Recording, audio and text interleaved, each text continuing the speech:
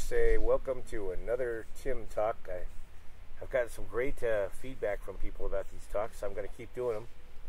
I'm hoping that they really support people who come to our school and who have been to our school and are thinking about coming to the school to continue doing some of the work that we teach here. That it's just good sometimes to have a reference. And all my talks come straight from the heart, and they're not rehearsed. So forgive me if they're a little rough on the edges, but they're right from my soul. Okay.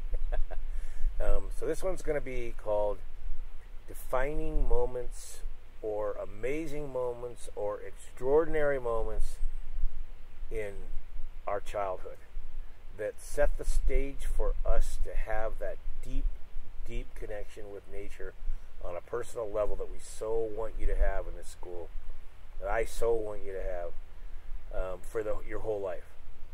And so many of these moments happen in childhood with no thought about this. Of course, you're kids. How are you going to think? You're not going to sit around thinking when you're 4, 5, 6, 7, 8, 9, 10, even teenage years old, these are going to affect me into my future. It's just not something you think about.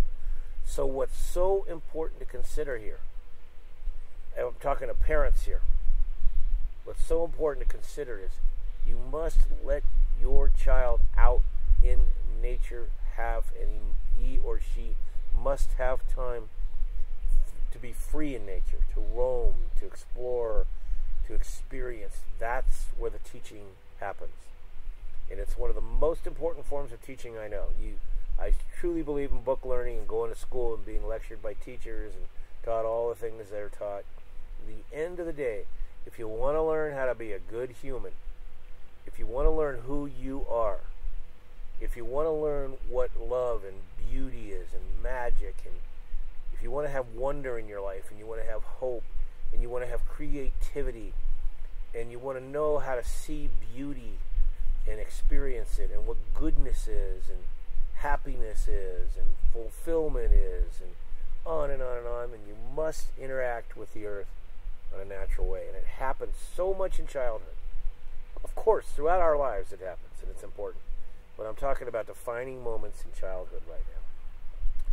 So, for you as an adult, I just spoke to the parents. You as an adult, if you're an adult listening to this, or any age, at any age really, I want you to be able to start to think back to your childhood and find those moments, remember those moments that changed your life forever. Defining moments, we've talked about in other Tim Talks, is a moment when something so profound, so beautiful, so simple and extraordinary happens that it lives within you. It becomes your medicine. It becomes who you are. It lives inside of your being. We call it becomes your medicine, your personal medicine. When those moments happen, everything changes forever. You see the world in a new way. You think about the world in a new way. You move in the world in a new way. What gave me the thought about doing this talk the other day is I was just sitting around and something came to me, and I remembered a part of my childhood where I looked for the first time at the Big Dipper, and then after that the Milky Way. And I'd been told about it a lot, and I'd looked in a cursory way. My grandfather told me, my mentors told me, I looked myself, obviously. But there was this moment when it all seemed to be the right timing, and I looked at the Milky Way, and I looked particularly at the Big Dipper, which used to always call to me. And this is what I thought the other night, which made me want to do this talk. Here's what I wrote. I wrote, "The Big Dipper sang to my soul the beauty of starlight. I felt the Big Dipper. All my senses were involved." And I want to say that if you think about that for a minute, I'll read it one more time. "The Big Dipper sang to my soul the beauty of starlight, and I felt the Big Dipper. All my senses were involved." It was that moment. I might have looked at it 1,000 times before, but I was ready. And it came into my being, and it taught me the beauty of starlight. The beauty of starlight. The Big Dipper sang to my soul the beauty of starlight. I felt the Big Dipper and all my senses were involved. So use this as a moment to remind you of any others you had. I looked at the Big Dipper. It came into my eyes. It came down into my body. I knew it on many different intellectual levels as well as feeling levels. Something was powerful, and the stars were glimmering and shining, and they rested within me and awakened me. And so much that's important about that little saying there is all my senses were involved. When all of our senses get involved, seeing, feeling, hearing, smelling, and tasting, when they all get involved, it becomes a spiritual moment. It becomes a defining moment. It becomes a moment when we're taking in knowledge and information from some subject in nature, from all the different levels of its being. And that's where it becomes profound within us. So it's also so important in this talk to remember, work on developing your senses. We've already had that talk, I believe. Work on developing your senses and bringing them alive. Because they need work. They need practice. And it's worth it. It's a great joy to do it, so do it. Bring your senses alive. What happens then, once your senses all get involved, you move into your sixth sense, which is like the sixth direction. It's the place you are at any given moment.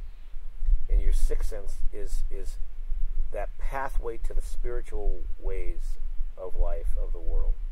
With no dogma from any teacher, nothing from any book, nothing from any preacher, or anything like that. Not that any of that's bad. You learn it from the natural way of learning, from going to that place. We almost call it the sixth sense is like our intuition. It's our intuitive side. And it connects us to all that is bigger in the world. Whatever your spiritual belief is, whatever you hope it could be, all the unseen world, the things that happen, the living essence of our planet, all of our ancestors who lived before us, all of it's available. We like to say that you enter into like a river. It's called the spirit that moves through all things. And that spirit that moves through all things, it's like a river that goes through all living things. And all that there is there for you. And that is where you can go. And when that happens along with the five senses and that defining or extraordinary moment, boom, you have it. It's amazing. So I look back on my life and I have to think about certain moments that did that, and they can often be, they don't have to be these profound moments. It can be a simple moment like sitting in my backyard and having squirrels come and visit me. It was an extraordinary moment I used to have. They would come and share their time with me. I remember toads and frogs by the hundreds would hang out with me in my backyard. I remember walking through the woods and I would see a deer, and it wasn't, I might see 20 deer, but this one time, this one deer would look at me. Something would happen. That's a defining moment.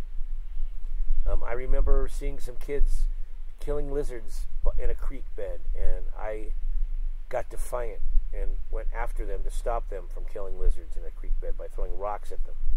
That moment set me on a stage in my life where I fought for nature my whole life. I'm 63 now. I fought for nature my whole life from that moment on. I wrote about nature for my whole life, how to protect it, how to care for it. That moment made me an earth caretaker. I found the need to do it. I remember I had a tree house at a giant oak tree, and that tree house was so important to me. It was like a platform, and I'd sleep up there a lot. And I remember I actually would have deer sleep down underneath, and I remember up top on the platform I'd have raccoons come and literally sleep next to me on the decking. I had squirrels walk across me. I'd have countless birds come and visit. That was so touching. And then the tree itself, it was a 600-700-year-old oak tree. Those moments so connected me so deeply to nature that every moment from that point on became more profound, more almost highlighted, almost more alive than it would have been before. So that's an amazing thing. I remember probably one of the most profound ones for setting me on my path for life as a protector of nature and a teacher was when they came in and I heard these chainsaws going. And my tree, my giant oak tree, called out to me. I was probably half a mile away. It called out to me. I'm in trouble. I'm in trouble. And I went. I knew immediately. If I had questioned that, I may not have gone. So often we do that. We question. We stop and we question. Is it real? Is it real? Don't do that. If you feel it, if you hear it, if you see it, if you know it, if on some sense, just trust it and go. If you're wrong, so what? And often you're not even wrong anyway. You just have to take more time to figure out what you're going to. I went to that tree and they were cutting it down to sell houses. I grew up in Sunnyvale and it was growing quickly into the Silicon Valley from a rural, beautiful place to a world of cement. And that changed me forever. I couldn't save the tree. I felt helpless. I felt like I sold it out. I made a lot of decisions at that moment, some consciously, some unconsciously, but they all lived within me and showed up throughout my life. One was never to sell out another being. The importance of loyalty. And never to sell out another being. I thought about that, and it's rare that it's ever happened in my life.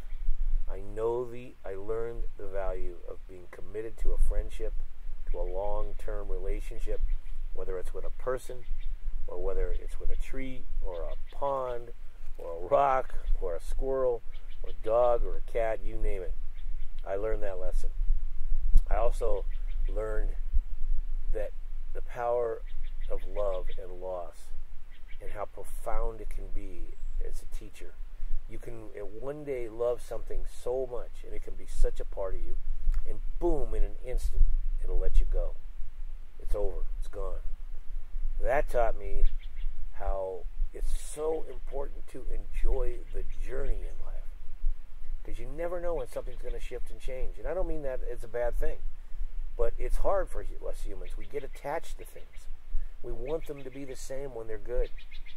So I've learned the power of giving it my all, being able to notice with all my senses when something is profound in your life and milking it, if you will, like just in a good way, just getting the most you can out of it, giving it everything you have, so that it's the quality of the time, not the amount of the time that matters the most. It's enjoying the journey, whether it's with an animal, a person, a tree, or whatever. I also had some really tough times as a kid. I wrote a book called Growing Up with a Soul Full of Nature, and it's about my childhood. And I was lucky. I was raised by a great father and mother who gave me complete and total freedom. My mother taught me love. My father taught me how to work. Values I couldn't imagine my life working without them. But they also gave me the freedom to have, I had two different mentors and a third mentor, actually three mentors that were with me all the time. And I learned through those mentors that my other mentors were the trees, the plants, the animals. So I allowed nature to be my teacher. And it sounds simple, and it is. Instead of going out in the woods and just looking at nature, I go out in the woods now, and I took it from that time. And nature is my teacher. And just that little flip in the brain allows you to be a student, a lifetime student, which means you never stop learning. That is so profound in my life, I can't begin to tell you. But I also ran into some bad people. I call them the dark people, the nasty people. And so I never want to have my talks become like therapy sessions, or I didn't do it in the book either. So I'll just say, not everything in childhood is always good. Sometimes the horrible things that happen to us, those horribly testy moments, as we go through them, we can learn, can also be hugely defining moments if we can get through them and heal through them. Often, we human beings get lost in the pain, the sadness, the fear, and the misery, and we never grow out of those places. They plague us forever. They follow us along like we're, like in a Christmas Carol when Ebenezer Scrooge was it Ebenezer Scrooge, I think, or would pull along the weights from his life. We don't want to do that. That moment, what it did to me, it showed me that I could go to nature for help. That nature would always be there. The trees would always be there. The animals would always be there. So that bad time, that difficult, painful time, turned into a beautiful thing as I grew, because it became a defining moment for me. Now, I'm not saying I was profound enough in my brain as a kid at 8, 9 when that happened to know all that, but it opened up. And you may believe that you have power animals. You might believe that we have spiritual helpers. I do. I don't. It's up to every individual to face that question and work with it themselves. I truly believe that a bear helped me through that, and I know my dog and my cat helped me through that, and I know my favorite tree helped me through it. So those are defining moments. Now there can also be big moments, huge moments, like, oh gosh, like you're out in the woods and you see a whale, or you hear a massive, profound sound and a tree falls over, and it's like a wow moment, like what happened? I just missed that. Or a beautiful creek and you could be swimming in it and all of a sudden you get into trouble and then you get back. Moments that they slip out of the baseline of life and take a life of their own. And often that can be as simple as like just learning to see beauty, like seeing a profound red in the fall, or a profound yellow, or something like that, or looking through the woods and hearing a sound, and then all of a sudden an animal appears in front of you. These moments there can be thousands of them, zillions of them. There's no limit, really. In fact, one of the great shamanic statements we have in shamanism is Earth Ways is no limits. There are no limits. And when you start to think in your life as there are no limits, everything becomes limitless. So sometimes it's just a tweak like that, just a tweak in the brain, just a tweak in the thought pattern. And nature can provide that. One of the things that nature taught me so much growing up, and I would call it defining moments, is when I would go off on adventures. No time or place exactly planned, just go explore. I'd go 10 feet, I'd go 10 miles. And you just look under things and around things and up things, and you climb trees and you go up gullies and you go through the brush. Everything you're doing there, you're learning to build your relationship with the earth and deepen it. And along the journey, these little profound moments happen, like you see an animal there, or a beautiful set of bear tracks there, or an animal kill over there where an animal was eaten. And those moments pop out of the journey and they live with you forever. Think back on your life. Think back to moments where things could have changed forever. Think back. I think you'll find there's a lot of them. And if you do that now, if you think back to these moments, they'll start to live within you again, and they'll remind you, and they'll come alive in you. And they become your medicine. Remember, we talked about medicine too in another Tim Talk. They become your personality. They live within you. Now, as an adult, as we grow up, defining moments can be, massive, like going to college, getting your first job, falling in love, having something happen with health. I remember when I was a kid, one of the biggest defining moments for me, my mentor was my grandfather, one of them. And he lived in Ronan, Montana, in the middle of the Flathead Indian Reservation, where I spent a lot of summers. And I loved him. And as I got older in my teen years, I didn't see him as much. We used to go from the littlest age, like 2 years old, all through into my early teens, spend weeks every summer, and I was with him endlessly.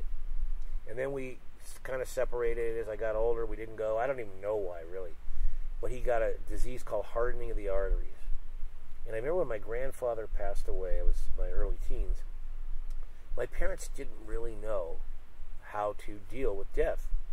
It just happened, and they kind of let it go.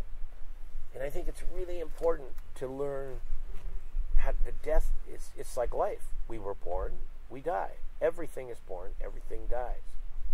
And it's that one strange thing that always lives within us. In fact, I had this thought about the stress of life.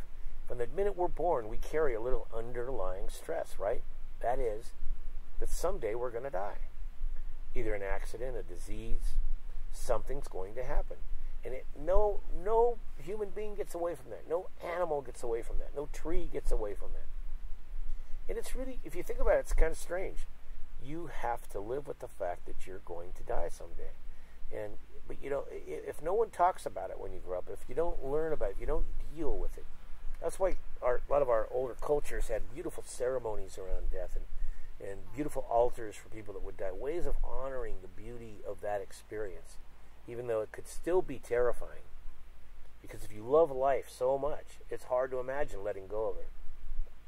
Well, my grandfather died. No one talked about it. But that was a huge, defining, extraordinary moment for me.